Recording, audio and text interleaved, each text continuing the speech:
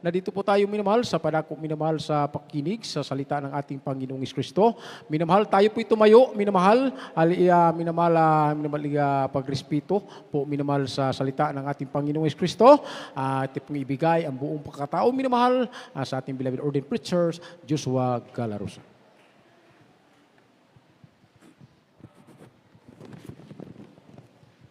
Praise the Lord. God bless you, beloved co-preacher, Brother Edmar Kadayula. At sapagkat ang itong minamahal, tayo po ay manalangin sa ating pinakamalang Panginoon. Hallelujah. Kapagpala namin ang mga Diyos na makapangyarihan sa lahat ng badal sa pangalan ng aming pinakamalang Panginoon sa Kristo. Narito kami, malapay noon, patuloy ko namin sinasamba sa Espiritu at katotohanan. Maraming salamat o Diyos sa paglangis mo sa bawat tayong dunapanambahan sa araw na ito, lalong-lalo ang pagkilos mo sa aming kalagitnaan. At this point of God, through the leading prayer of our beloved normal evangelist, Pastor Will Almada, the man of God, your prophet of God, our beloved Mama there, the beloved Almida family o Diyos, muli sa pagkatawag ito, pahintulutan mo yung ibang lingkod ng iyong salita ito, aking may payag na may pag-ibig at kasamang kapangyarihan. Langisan mo yung salita mo yung ibang lingkod, na sagana akin wala akong magagawa, alasin mga hadlang sa aming kalagitnaan, demons of destruction, opposing spirit, child of the powers of darkness, I command, because out be bruised and we bind in the mighty name of Jesus. Amen. Praise the Lord. Tayo po ay patuloy mainmal. First and foremost, the highest praise, glory, and honor that's giving and worship to our loving God, our great God, and there is Jesus, the King of kings, the Lord of lords, Almighty God, everlasting Father, the Prince of peace, the Creator of the universe. I give double honor and speak to our beloved parents in the Lord. Remember and cherish the blessed preachings and teachings of our beloved normal evangelist, Pastor With Almada, the man of God, the prophet of our loving God, and our beloved normal assistant pastor, Len Almeda, beloved Mama there. Greetings to the beloved Almeda family, beloved preachers, workers, and to all of you beloved brethren, sa lahat ng ating mga webcast, viewers, sa lahat ng mga umantabay ng ating banal na gawain dito sa Central Visayas. Magandang hapon na po sa inyong lahat, mga minamahal kong mga kapatiran. Praise the Lord. At sa pagkataon itong minamahal, tayo po ay magbabasa na po ng mga ilang talata. Atin na pong buksan ang ating banal na kasulatan. Ito tayo sa Book of Matthew, chapter 5, verse 13 up to 14. Dito po sa aklat ng Mateo Kapitulo 5, talatay 13 hanggang 14. Sa 13, kayo ang asin ng lupa, ngunit kung ang asin ay tumabang, ay ipagpapaalat. Wala nang ano pa mang kabuluhan, kundi upang itapon sa labas at yukaran ng mga tao. Sa 14, kayo ang ilaw ng sanlibutan. Ang isang bayan na natatayo sa ibabaw ng isang bundok ay hindi maitatago. Amen. Palapakan natin ang ating pinakamalapay na Jesus. Ating pong pamagatan itong ating pag-aralan sa araw na ito, itong tinatawag na the salt of the earth and the light of the world. Amen. Ang ating mundo ngayon, mga animal, ay napakagulo. Amen. Kaya, ang malapay na wala pong ibang inasahan, kundi tayong mga Kristiyano. Palapakan natin ang ating pinakamalapay ng Jesus. Sabi ng banal na kasulatan, kayo ang asin ng lupa. Amen? Ye are the salt of the earth. Sa panahon ng ating pinakamahal na Panginoong Jesus, ang asin po ay napakahalaga. Amen? At hanggang ngayon sa ating kapanahonan, mga himala, ang asin ay mahalaga. Amen po ba mga minamahal? At ito po ay taga-preserva o preservative. Amen. Ang asin ay ginagamit para hindi mabulok ang pagkain. O katulad ng karne o isda. Amen. Palapakan natin ang ating pinakamalapay na Diyos. So, ang ibig sabihin, mga minimal, tayong mga Kristiyano ay maging asin sa mundong nakapaligid sa atin. Amen. Sa ating kapwa. Amen. Maging sa ating kapwa Kristiyano. Everybody say, praise the Lord. Ang asin ay nagbibigay ng lasa. Amen po ba, mga minamahal? Amen? Ang asin ay nagpapasarap sa pagkain. Everybody say, praise the Lord. Kaya, mga minamahal, bilang asin, tungkulin natin magdala ng pag-asa at kabutihan sa buhay ng ibang tao. Amen. Everybody say, praise the Lord. Yun po ang kahalagaan ng asin, mga minamahal. Ibig sabihin, panatilihin natin ang ating mabubuting katangian o katapatan, pagmamahal upang maging kapakipakinabang tayo sa Diyos at sa ating kapwa. Palapakan natin ang ating pinakamalapay na Diyos. Ang asin, mga minamahal, ito ay salt of the earth, tumutukoy sa mga Kristiyano, mga minamahal. Ibig sabihin, mapagkatiwalaan at may magandang impluwensya sa lipunan, gaya ng asin na nagbibigay lasa. Amen? Nagpipreserba upang hindi mabulok ang pagkain. Everybody say, praise the Lord. At ang ilaw ng sanlibutan, ito ay tumutukoy sa pagiging gabay o magandang halimbawa sa iba na nagpapakita ng kabutihan at katotohanan sa gitna ng kadiliman. Palapakan natin ang ating pinakamalapay na Diyos. Yun ang kahalagaan ng asin, mga minamahal. Amen? Maalat. Maalat. Pero ito ay napakahalaga. Amen. Dahil yung mga iba't ibang sangkap ng pagkain, ito ay pinag-iisa ng alat upang maging masarap, maging malasa. Ganon ang kahalaga ng asin, mga minamahal. Palapakan natin ang ating pinakamalapay na Diyos. Hallelujah. At tayo yun, yung inaasahan ng malapay noon, mga Kristiyano, mga taga-GMCIM, na dapat tayo ay maging asin. Amen. Sa mundong napakadilim, napakagulo. Tayo ay maging ilaw, maging halimbawa, makikita sa ating buhay, si Kristo ang ating pinakamahal noon. Amen. Na tayo ay magliliwanag. Amen. Sa napakadilim na mundo, mga minamahal. Pag gano'n ang Kristiyano, hallelujah, ganyan ang attitude ng Kristiyano, mga minamahal. Hallelujah. Maraming lalapit sa iyo. Amen. Maraming matutuwa sa iyo. Amen. Hallelujah. At dahil dyan, maluluwalhati ang ating buhay na Diyos. Amen. Makikita sa buong mundo na ang Diyos sa Jesus Miracle Crusade ay talagang totoo. Buhay. Ang mga Kristiyano nagliliwanag sa madilim na kalagayan ng mundo. Amen. Mundo natin ngayon ay napakagulo na. Amen.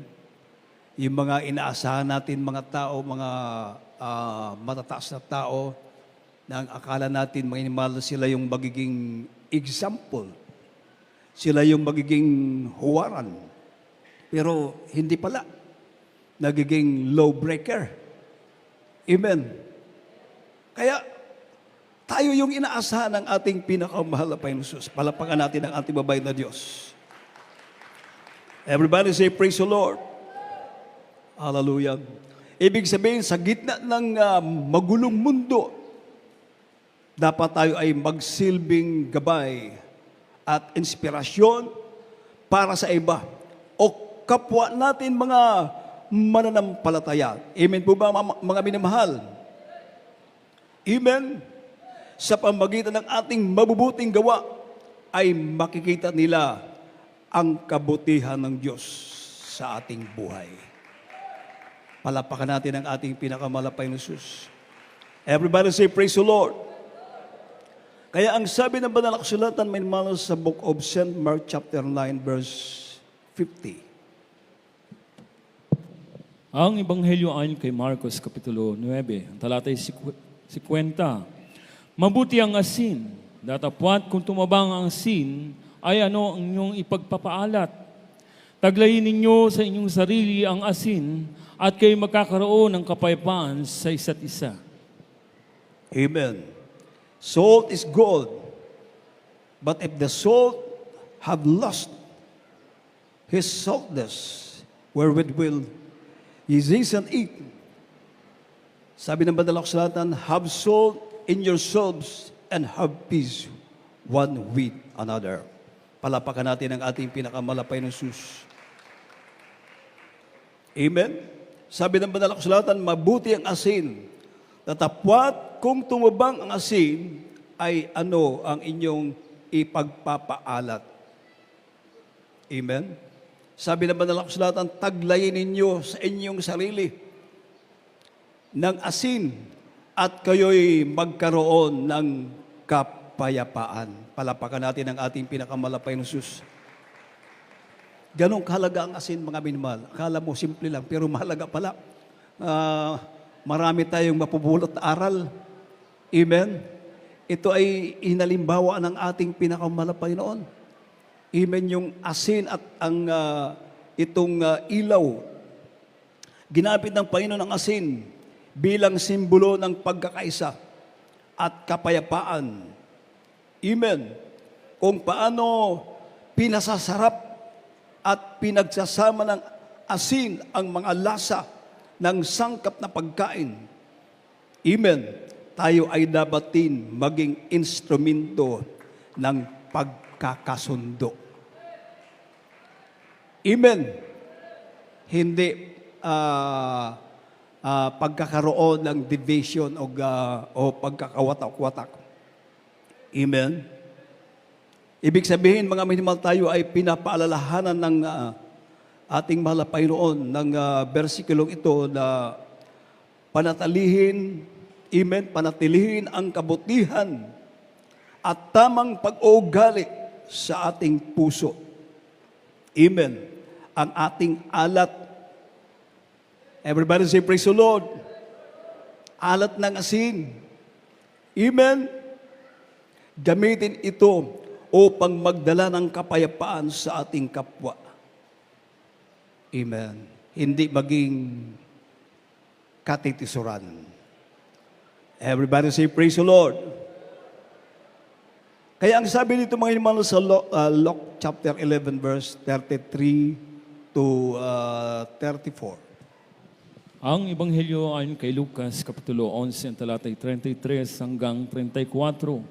Sa 33, walang taong makapagpapaningas niya ng isang ilawan ay lalagay sa isang dakong tago, ni sa ilalim man ng takalan, kundi sa talagang lalagyan ng ilaw, upang ang nagsisipasok ay makita ang ilaw. 34, ang ilawan ng katawan mo ay ang iyong mata. Kung magaling ang iyong mata, ang buong katawan mo naman ay puspos ng liwanag. Datapwat, kung ito'y may sakit, ang katawan mo naman ay puspos ng kadiliman. Amen. Ang mga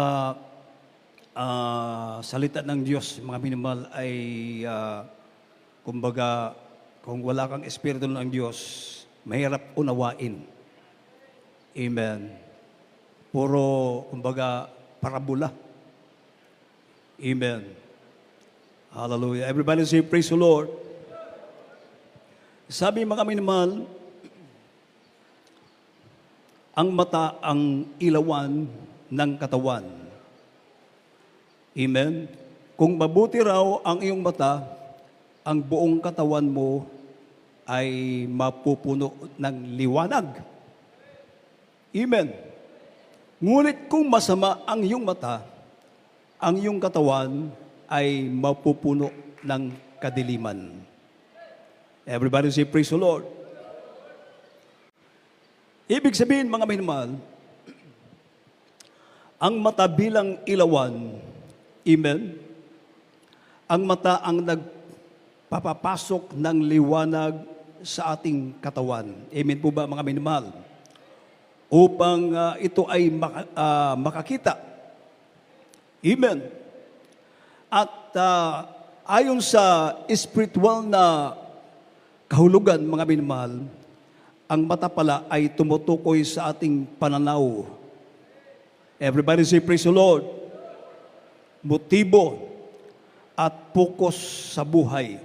Kung paano natin tinitingnan ang ating sarili at ang ibang tao. Everybody say, praise the Lord. Ano pang ibig sabihin ng mabuting mata? Amen. Mabuting mata. Amen. Ang taong may mabuting mata, sabi ng Banal na Kasulatan, ay may malinaw na spiritual na paningin. Everybody say, praise the Lord. Nakatutok ang kanyang puso sa Diyos at sa katotohanan. Palapakan natin ang ating pinakamalapay na Jesus.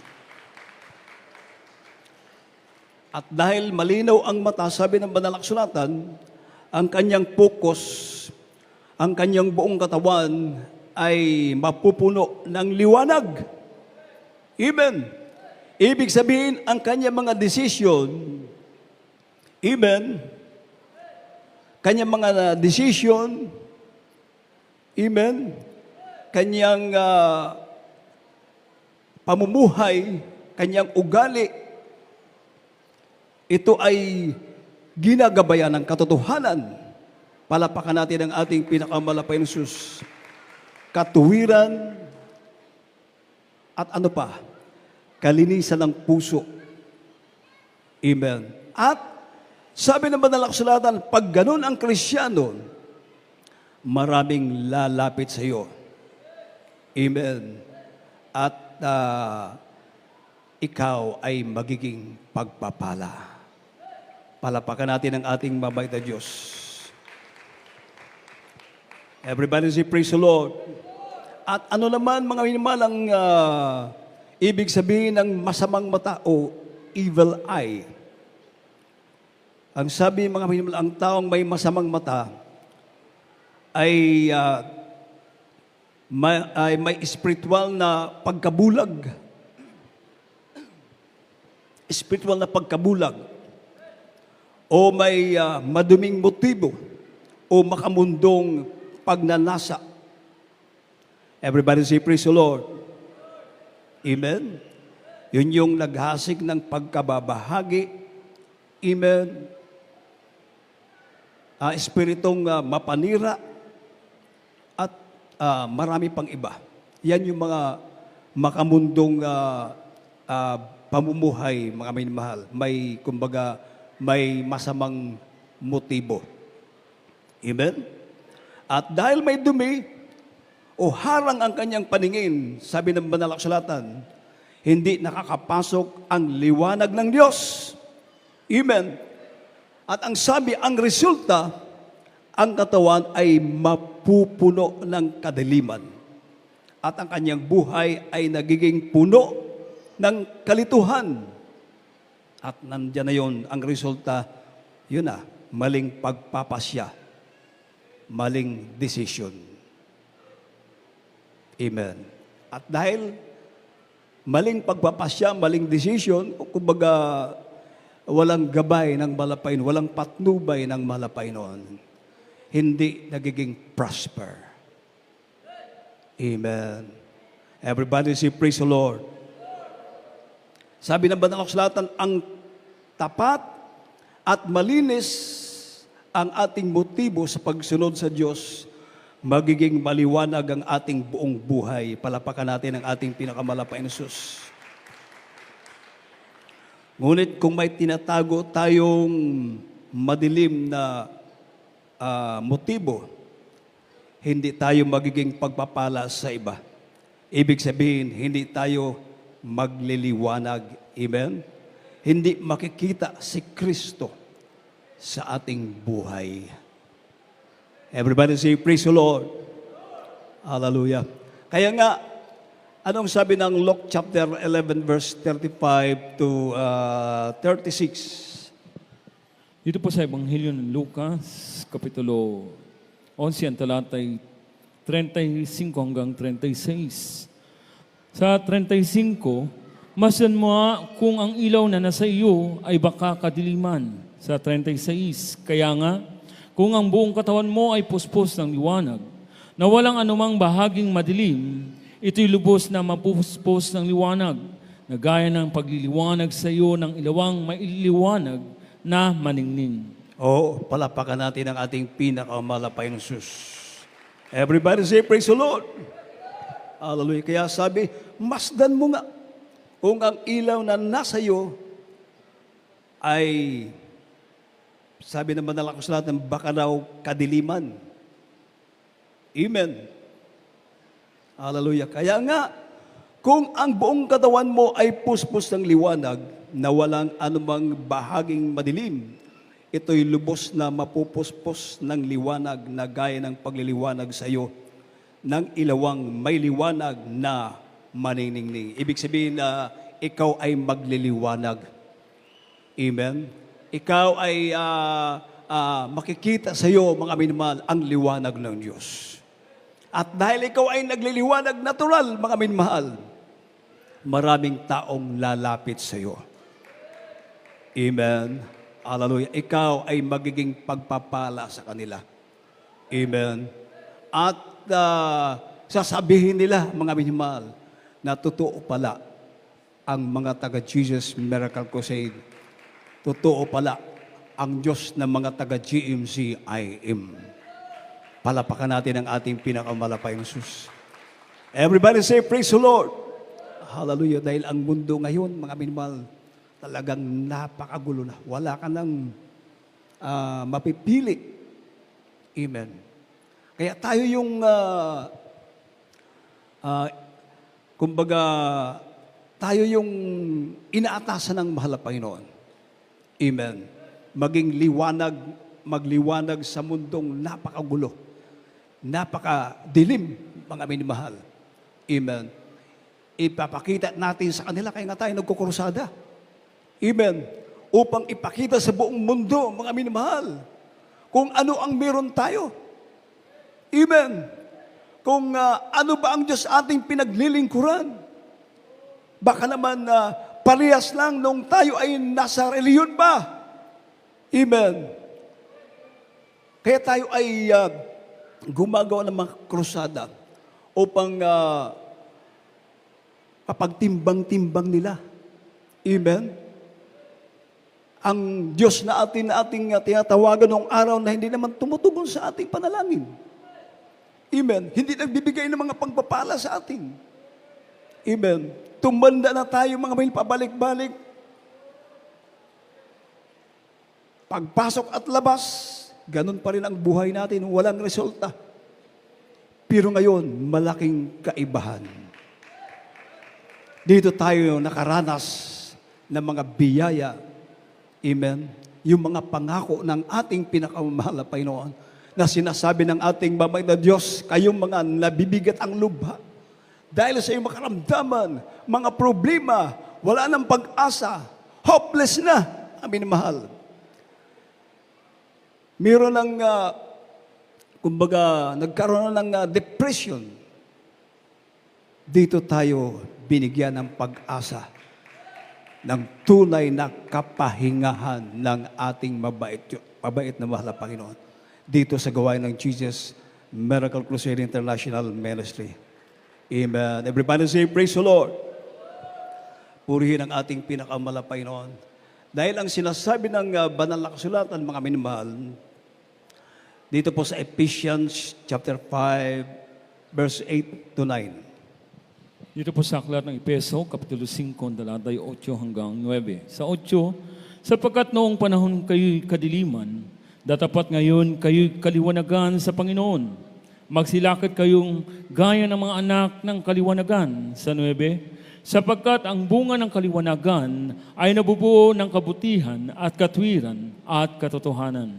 Oh, palapakan natin ang ating mabait na Diyos. Ito pala, mga minamahal. Amen. For the fruit of the Spirit is in all goodness and righteousness and truth. Amen.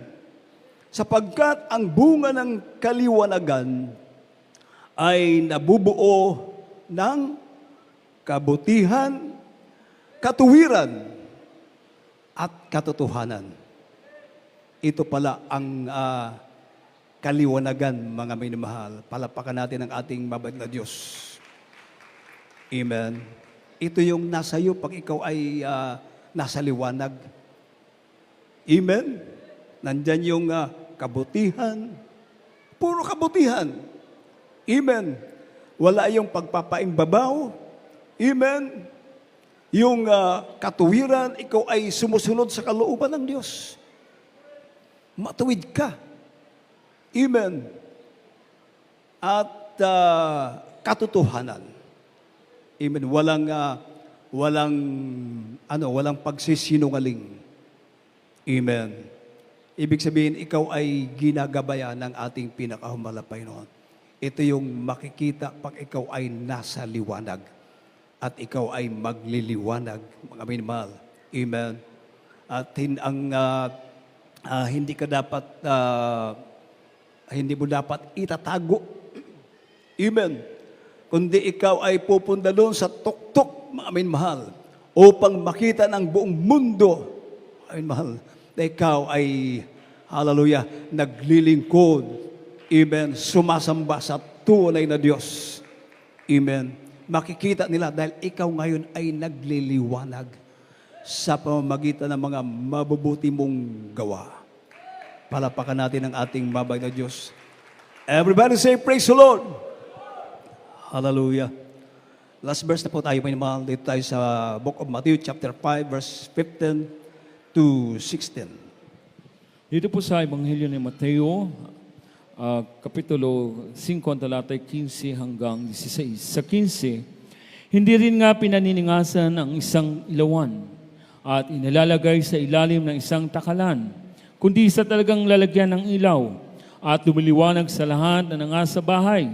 Sa 16, lumiwanag na gayon ang iyong ilaw sa harap ng mga tao upang kita nila ang inyong mabubuting gawa at kanilang luwalatiin ang iyong Ama na nasa langit. Amen. Palapakan natin ang ating pinakamalapay na Jesus. Let your light so shine before men, that they may see your good works and glorify your Father which is in heaven.